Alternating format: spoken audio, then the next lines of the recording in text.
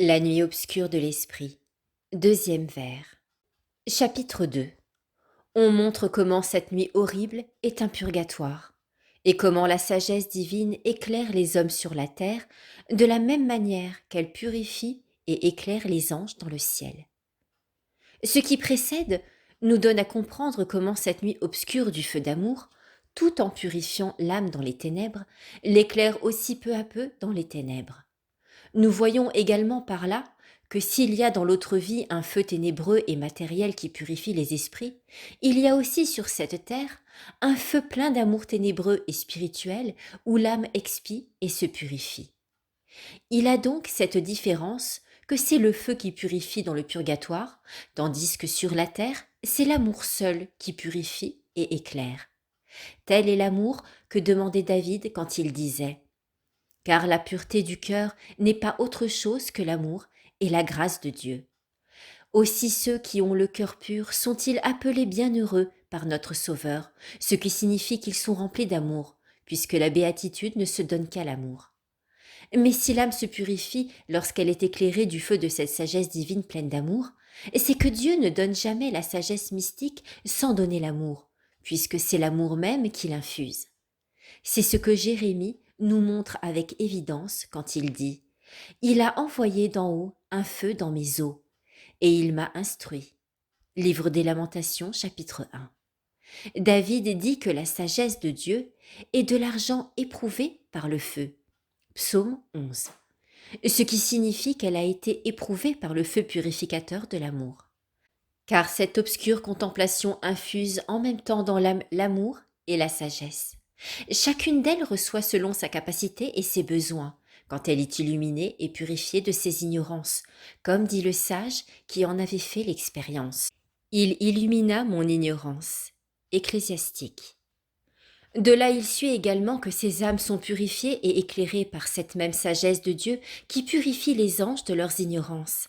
Elle les instruit et les éclaire sur ce qu'ils ignoraient.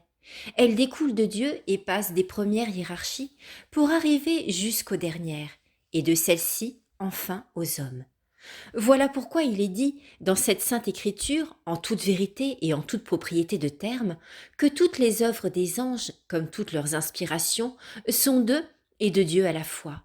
Dieu, en effet, a coutume de faire dériver ses volontés par les anges, et ceux-ci à leur tour se les communiquant les uns aux autres sans tarder, comme le rayon de soleil qui traverse une foule de vitres placées sur une même ligne.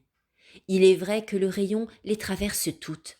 Cependant, chaque vitre le renvoie à l'autre, mais avec plus ou moins de force et d'éclat selon qu'elle est plus ou moins rapprochée du soleil.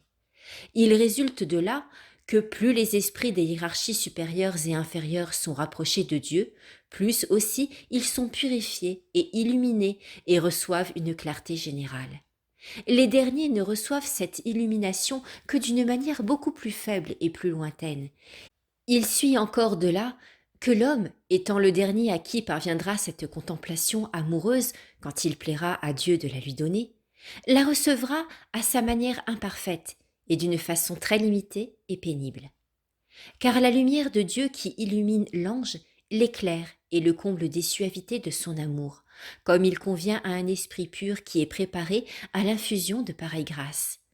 Quand il s'agit de l'homme, qui est impur et faible, il est naturel que Dieu l'éclaire, comme nous l'avons dit, en le mettant dans la nuit, en lui causant des peines et des angoisses, comme fait le soleil à l'égard de l'œil malade.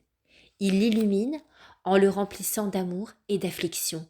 Ce travail dure jusqu'à ce que le feu de l'amour l'ait spiritualisé, épuré, purifié, pour qu'il puisse participer avec suavité, comme les anges, à l'union de cette influence amoureuse, comme nous le dirons plus loin, Dieu aidant.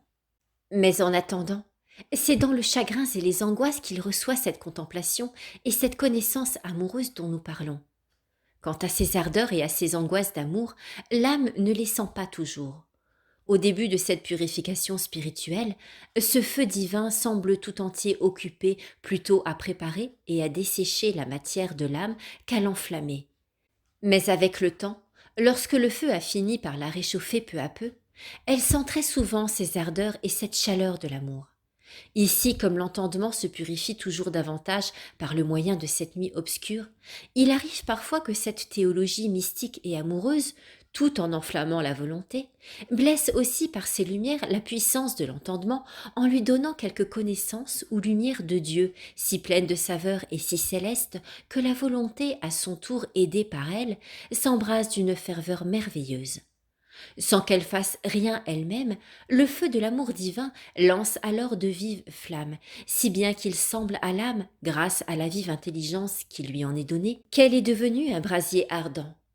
Voilà pourquoi David a dit dans un psaume: Mon cœur s'est échauffé en moi, et autant que je puisse le comprendre, un certain feu s'y est allumé.